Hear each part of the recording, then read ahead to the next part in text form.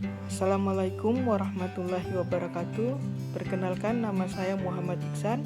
Saya peserta Latsar CPNS Kementerian Ketenagakerjaan golongan 3 angkatan 52 kelompok 1. Di sini saya akan membahas tentang agenda 3, manajemen ASN dan World of Government. Kedudukan ASN. Pegawai ASN berkedudukan sebagai unsur aparatur negara yang menjalankan kebijakan yang ditetapkan oleh pimpinan instansi pemerintah, serta harus bebas dari pengaruh dan intervensi semua golongan dan partai politik. Peran dan tugas ASN.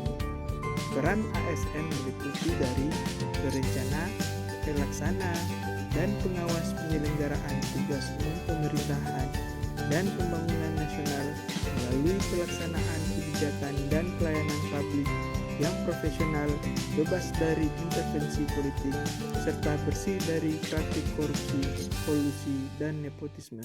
Sedangkan tugas dari ASN adalah melaksanakan kebijakan yang dibuat oleh pejabat pembina kepegawaian sesuai dengan ketentuan perundang-undangan, memberikan pelayanan publik yang profesional dan berkualitas, serta mempererat persatuan dan kesatuan negara Republik Indonesia. Kewajiban seorang ASN: setia dan taat pada Pancasila, Undang-Undang Dasar 1945, NKRI, pemerintah yang sah, menjaga persatuan dan kesatuan bangsa, melaksanakan kebijakan yang dirumuskan pejabat pemerintah yang berwenang, menaati ketentuan peraturan perundang-undangan, melaksanakan tugas kedinasan dengan penuh pengabdian, kejujuran, kesadaran, dan tanggung jawab, serta menunjukkan integritas dan keteladanan dalam sikap, perilaku, ucapan, dan tindakan kepada setiap orang, baik di dalam maupun di luar kedinasan, serta menyimpan rahasia jabatan dan hanya dapat mengemukakan rahasia jabatan sesuai dengan ketentuan peraturan perundang-undangan dan bersedia ditempatkan di seluruh wilayah negara kesatuan Republik Indonesia. Hak seorang ASN: 1. Gaji, tunjangan dan fasilitas. 2. Cuti. 3. Jaminan pensiun dan jaminan hari tua. 4. Perlindungan. Dan 5. Pengembangan kompetensi. Sistem merit dalam manajemen ASN. Bagi organisasi, mendukung keberadaan prinsip akuntabilitas yang saat ini menjadi tuntutan dalam sektor publik. Bagi ASN, menjamin keadilan dan juga menyediakan ruang keterbukaan dalam perjalanan karir seorang pegawai. Pelaksanaan sistem merit dalam beberapa komponen pengelolaan ASN. Yang pertama, penyusunan dan penetapan kebutuhan penilaian kinerja. Yang kedua, pengembangan kompetensi, promosi, mutasi, dan penghargaan. Apa itu World of Government atau biasa kita kenal dengan WOG?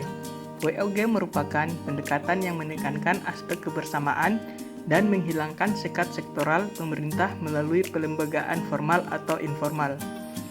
WOG ditekankan pada pengintegrasian upaya kementerian atau lembaga pemerintah dalam mencapai tujuan bersama. WOG tidak hanya pendekatan yang mengurangi sekat sektoral, tetapi juga penekanan pada kerjasama guna mencapai tujuan bersama. Terdapat beberapa alasan yang menyebabkan mengapa WOG menjadi penting dan tumbuh sebagai pendekatan yang mendapatkan perhatian dari pemerintah. Yang pertama, adanya faktor eksternal, di mana dorongan publik untuk meningkatkan pelayanan publik. Yang kedua, terkait adanya faktor internal, di mana adanya ketimpangan sektoral yang menyebabkan tumbuhnya ego sektoral. Yang ketiga, adanya perkembangan IT, di mana terobosan dan inovasi seiring berkembangnya teknologi. Yang keempat, adanya keberagaman, di mana keberagaman yang membutuhkan koordinasi dan kolaborasi. Jenis pelayanan publik yang dikenal yang dapat didekati dengan pendekatan WOG adalah: yang pertama, pelayanan yang bersifat administratif. Yang kedua, pelayanan jasa. Yang ketiga, pelayanan barang. Dan yang keempat, pelayanan regulatif.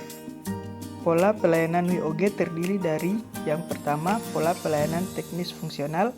Yang kedua, pola layanan satu atap. Yang ketiga, pola layanan satu pintu. Yang keempat, pola pelayanan terpusat. Yang kelima, pola pelayanan elektronik. Tantangan dalam praktek WOG, yaitu 1. Kapasitas SDM dan institusi. Perbedaan kapasitas ini bisa menjadi kendala serius ketika pendekatan WOG, misalnya mendorong terjadinya merger atau akuisisi kelembagaan, di mana terjadi penggabungan SDM dengan kualifikasi yang berbeda. Kedua, nilai dan budaya organisasi. Nilai dan budaya organisasi pun menjadi kendala manakala terjadi upaya kolaborasi sampai dengan penyatuan kelembagaan. Ketiga adalah kepemimpinan. Kepemimpinan menjadi salah satu kunci penting dalam pelaksanaan WOG.